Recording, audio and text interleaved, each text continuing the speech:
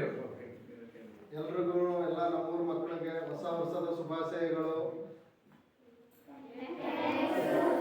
ಈಗ ನೀವು ಕರೆಯಿರಿ ಒಂದೇ. 1 2 3 ಸ್ಟಾರ್ಟ್ ಅಂತ ಆಗಿದೆ. 1 2 3 start. Happy new year. once again ಜೋರಾಗಿ once again.